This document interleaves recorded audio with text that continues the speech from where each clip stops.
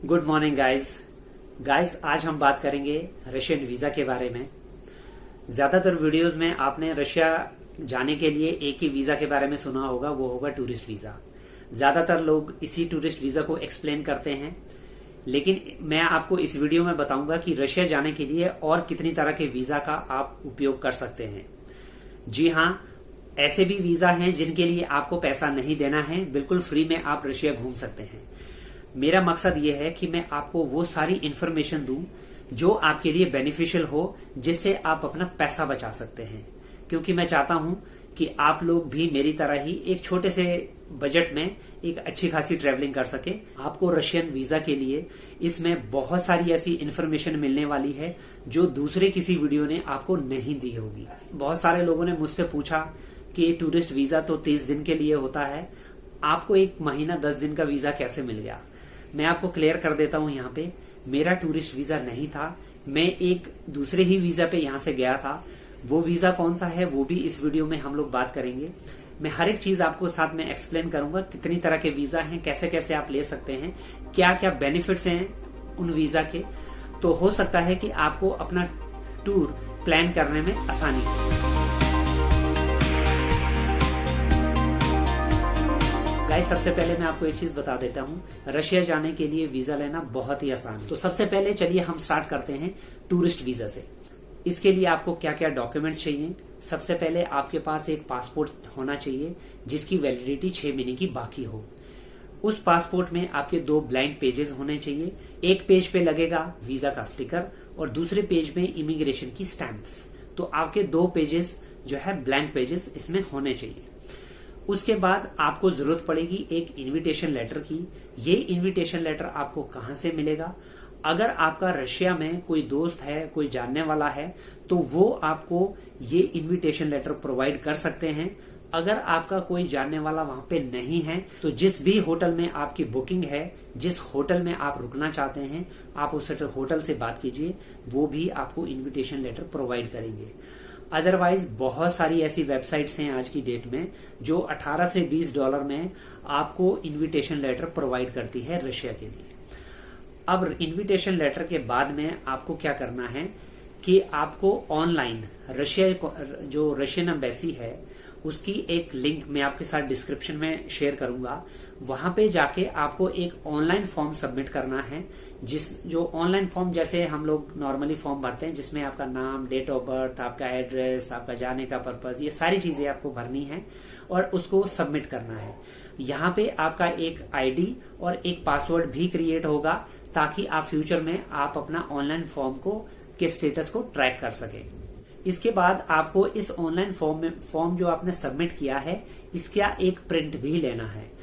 इसका प्रिंट लेते ही आपको इसमें एक फोटो अपनी लगानी है। ये फोटो होनी चाहिए 3.5 सेंटीमीटर बाय 4.5 सेंटीमीटर की, जिसमें 80% आपका फेस नजर आना चाहिए। मुझसे ये गलती हो गई थी, मैंने एक नॉर्मल जो फोटो स्टूडियो है वहां से फोटो क्लिक की थी, जिसमें कि मेरा जो फेस है वो लगभग 50 से 55% दिख रहा था, लेकिन वो उन्होंने रिजेक्ट कर दिया। फिर मुझे वापस जाना पड़ा कनॉट प्लेस में, और वहां पे आपको मालूम है कि वो लोग तो ऐसे लोगों का इंतजार करते हैं कि जिनसे कोई गलती हो गई हो, या तो आप कहां से सस्ते में, बाहर मार्केट में आपको 50 रुपए की आपको बहुत सारी ये मिल जाती हैं, लेकिन वहां पे उन्होंने 200 रुपए की मुझे 4 फोटोज दी। आखिर ऑप्शन कोई था नहीं, तो आप प्लीज ये गलती मत कीजिएगा। आप पहले से ही ऐसी फोटो लीजिए कि आपका जो फेस है वो 80% आए फोटो में, और जो बैकग्राउंड है वो व्हाइट बैकग्राउंड या लाइट बैकग्राउंड होना चाहिए। आप किसी भी तरह का डार्क चश्मा ना पहने, कोई आपने टोपी है या जिस वजह से आपका चेहरा ढक रहा हो, ऐसी चीज आप ना पहने, अदरवाइज वो रिजेक्ट कर देंगे। इसके बाद आपको करना क्या है? अब आपके पास पासपोर्ट है, इनविटेशन लेटर है और प्रिंट आपने ले लिया है जो आपने ऑनलाइन फॉर्म भरा था।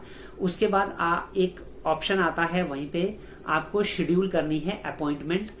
जो वीजा सेंटर्स हैं, एक बात मैं आपको बता देता हूं, वीजा सेंटर्स ये एक्चुअल में आउटसोर्स एजेंसीज हैं जिसको हायर किया है रशियन एम्बेसी ने वीजा प्रोसेसिंग के लिए। तो ये रशियन एम्बेसी की नहीं होती है, ये आउटसोर्स होती है।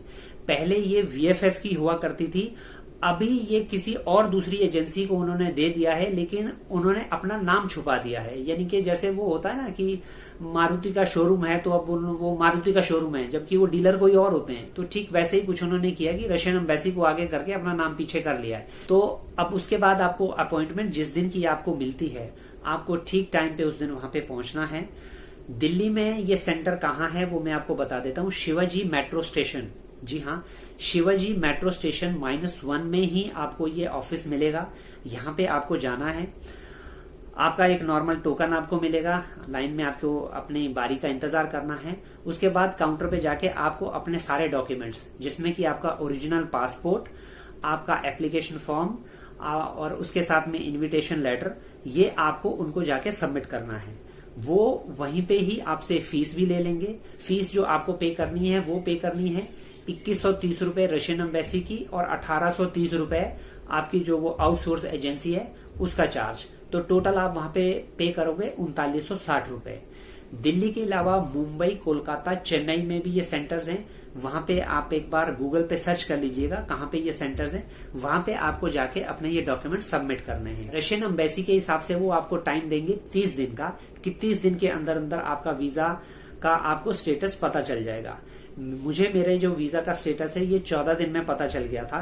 कुछ लोगों को ये 4 से 5 दिन, ये एक्चुअल में डिपेंड करता है कि वहां पे वीजा एप्लीकेशन का फ्लो कितना है। कई बार ये जल्दी हो जाता है, कई बार ये थोड़ा लेट होता है।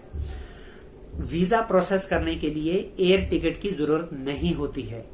दोबारा से मैं एक बात बता देता हूं आपको, जो लोग रशिया जाना चाहते हैं, रशिया का वीजा अप्लाई करना चाहते हैं, रशिया के वीजा से पहले, लेने से पहले, अप्रूव होने से पहले आपको एयर टिकट लेने की जरूरत नहीं है। तो आप प्लीज पैसा मत दीजिएगा। कई बार ये नुकसानदायक हो जाता है। किसी वजह से अगर आपको रशिया का वीजा नहीं मिला तो आपकी जो रिटर्न फ्लाइट है या तो उसमें पैसे कट जाते हैं, कुछ फ्लाइट्स नॉन रिफंडेबल होती हैं, तो वहां पे आप अपना पैसा गंवा बैठेंगे। तो आप जब आपको वीजा कंफर्म हो जाए तभी आप कीजिएगा। उसके बाद आप अपना स्टेटस चेक करते हैं उसी वेबसाइट पे, लिंक मैं डिस्क्रिप्शन में दे दूंगा, वहां से आप अपना स्टेटस चेक करते हैं।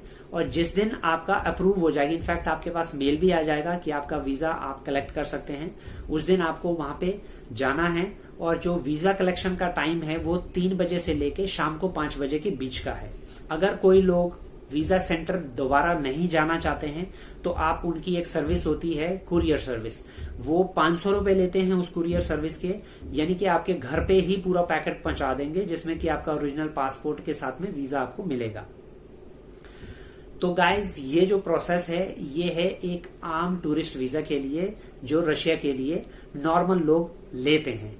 गाइज इसके बाद बात आती है कि क्या कोई ऐसा भी वीजा है जिसमें आप फ्री में ट्रेवल कर सकते हैं। एक ऐसा वीजा है जिसके लिए आपको पे नहीं करना है।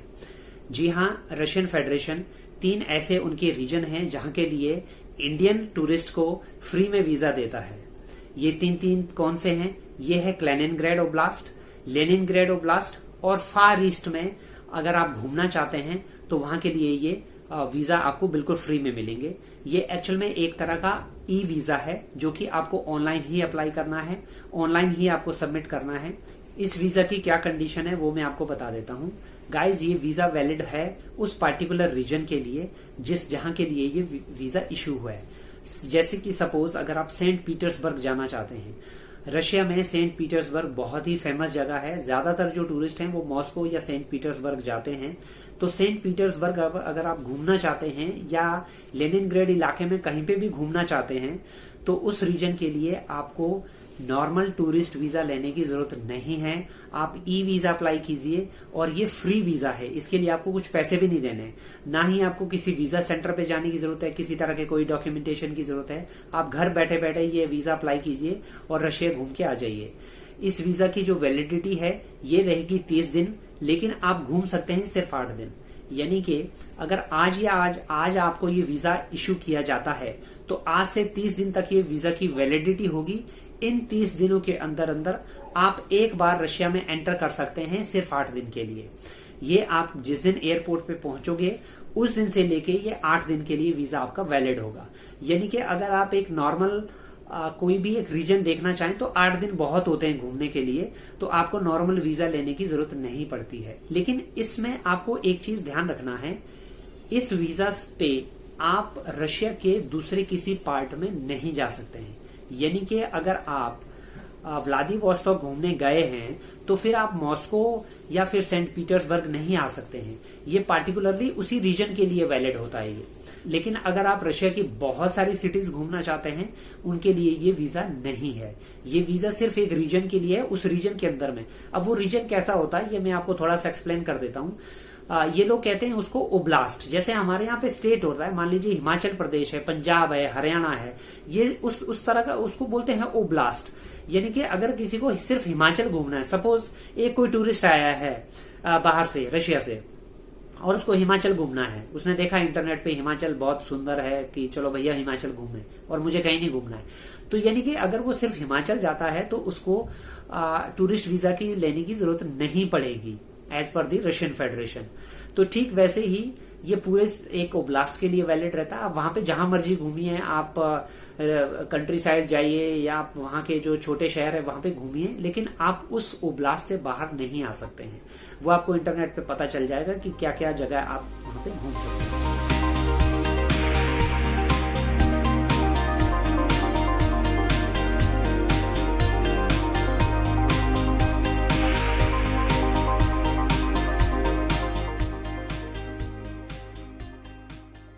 तीसरा जो वीजा है वो वीजा आता है जो मैंने लिया था। मेरा वीजा था प्राइवेट वीजा। प्राइवेट वीजा मतलब मेरा अपना वीजा, जिसमें कि मेरे रशिया में अगर जानने वाले हैं वो मुझे इनवाइट करेंगे रशिया घूमने के लिए। इस वीजा की बहुत सारी खासियत है। मैं आपको एक चीज बताता हूँ, इस वीजा से अच्छा कोई वीजा नहीं है।